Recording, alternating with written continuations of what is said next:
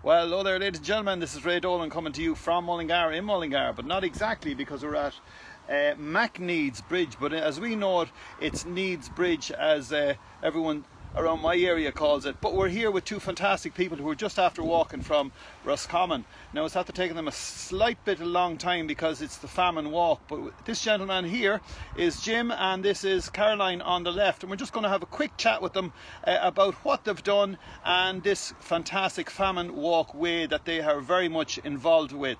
So I just go over to, I turn my camera around like that, and we get everyone in. Caroline and your father.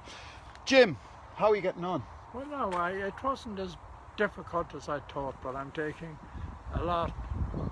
it very easy. Jim, you're a quite young man. 86. I'll be 87 before I eat my Christmas dinner.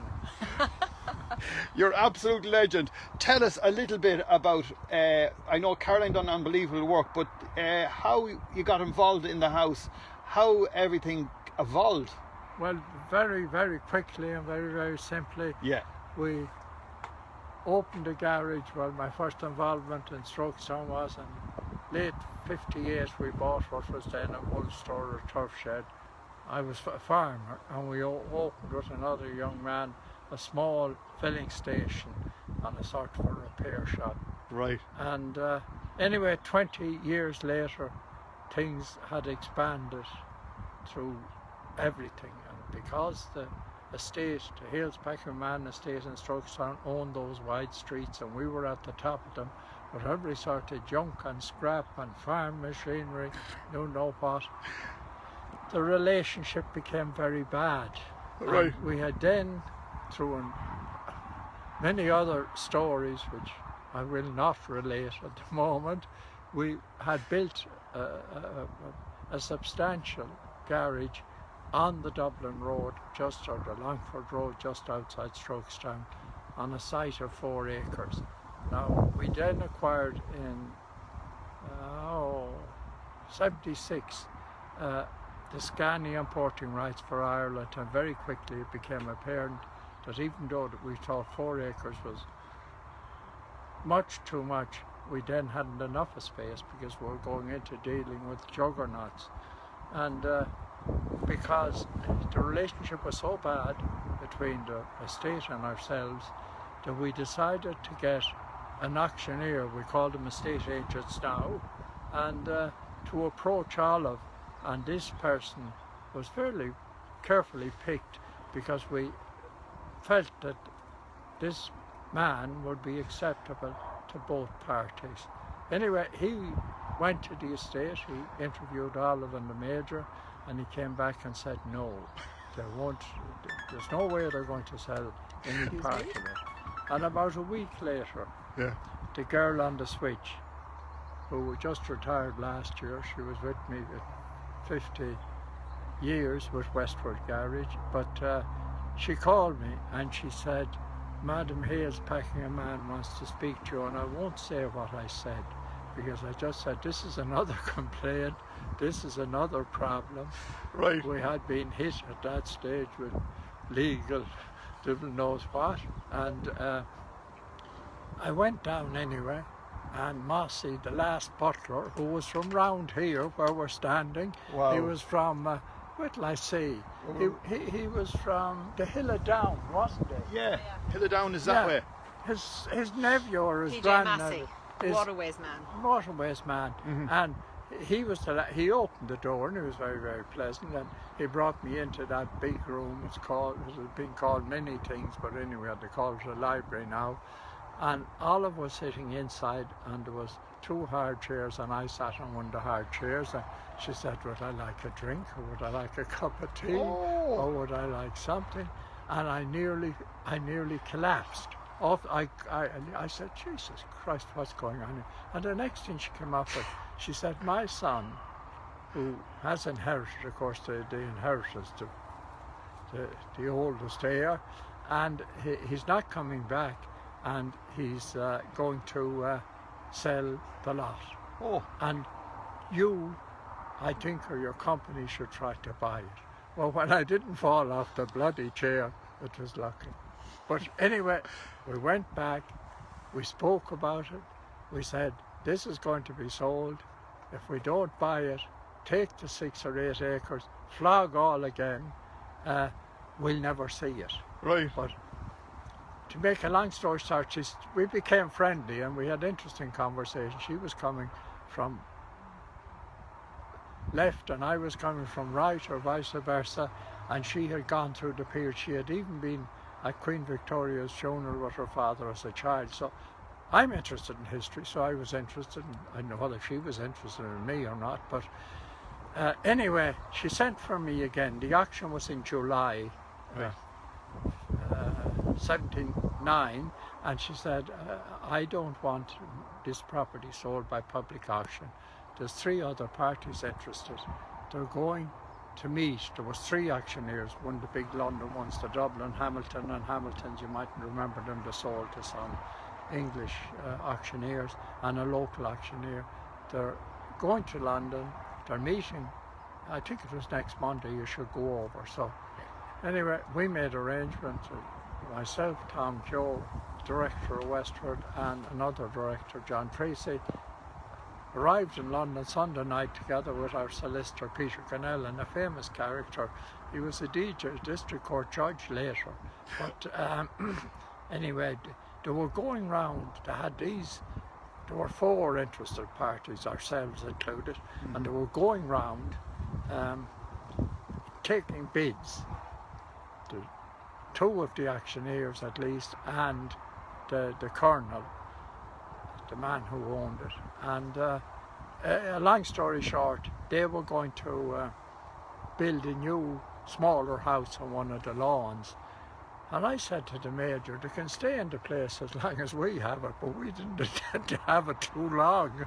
So it didn't matter to us. I mean, I was in 2 rooms in the house and we couldn't have cared less because we had no interest in it. And anyway, that seemed to attract interest, and at the end of the day, we came home having signed a contract to get it. Now, before this, I had spoken to our bank, which was Ulster Finance, the only place we could get money down the years. The lads in Belfast, the hardcore guys. Yeah. But anyway,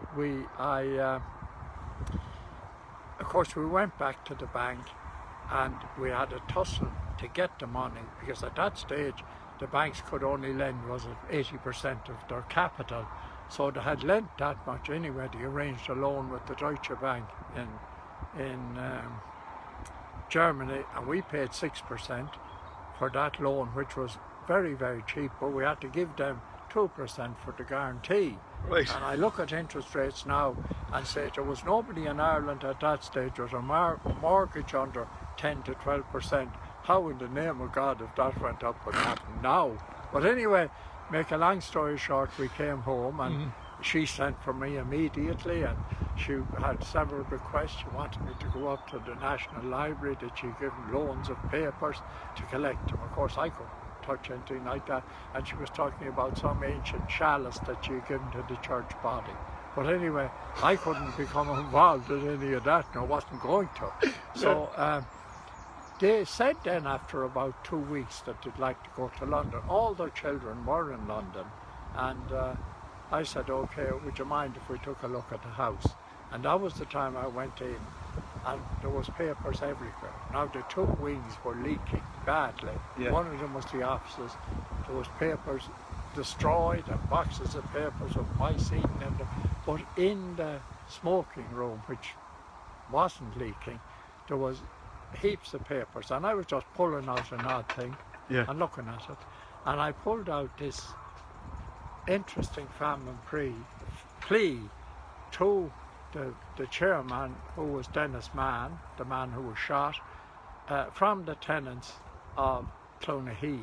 Now, it was to a Thomas Connery. Now, he was one actually, the Omar Connerys, his predecessors, were one of the people who were involved in writing the Annals of the Four Masters.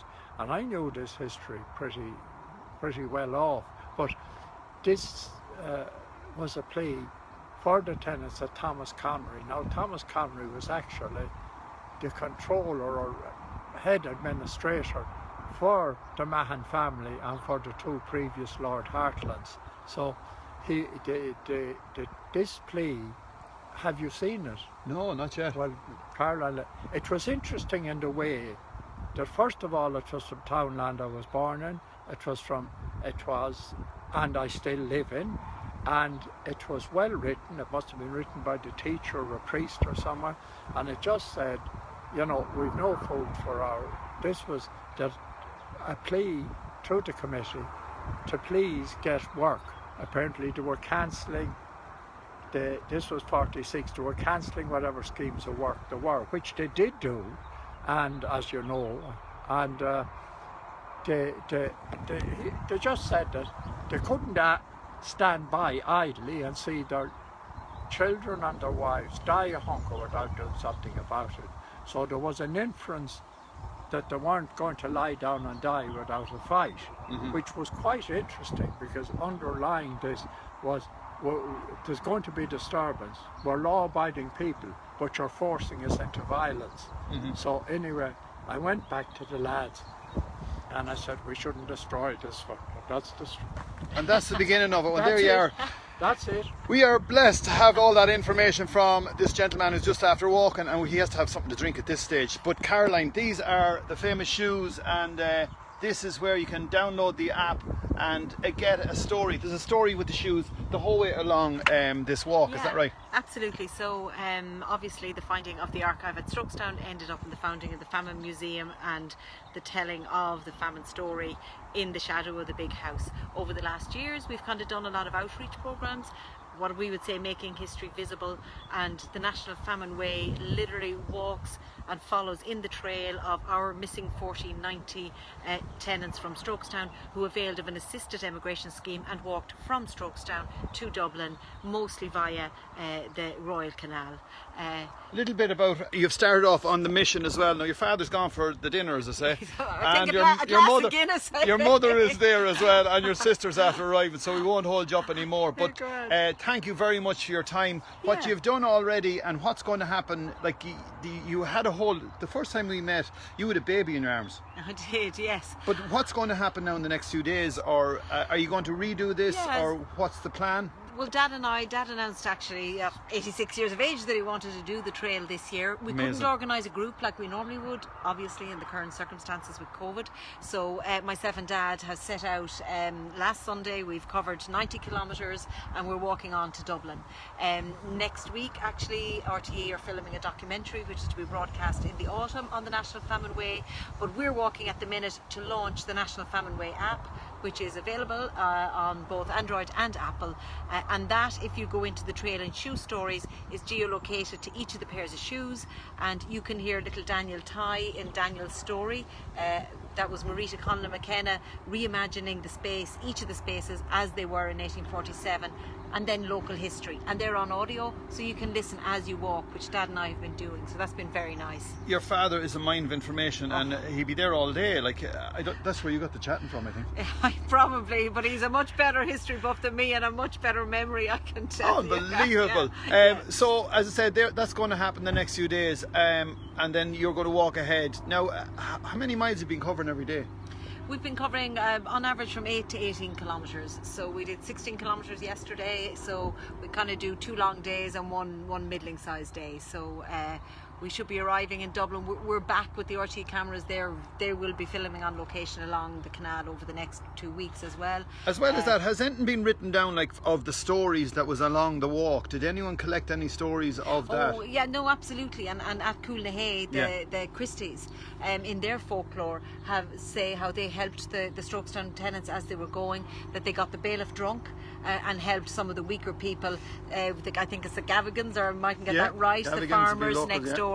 They called them in, they did some food, and they took in some of the weaker ones into the hay shed to give them a bit of rest. So the further this goes on, more information keeps coming in. Yeah, which was interesting, because I had never said to Claire that there was a bailiff with our people. And this was the story that had come through her family. Wow, because they're there 5 or 6 generations in that house. They're there since 1817. They've been keepers of that lock since it was built.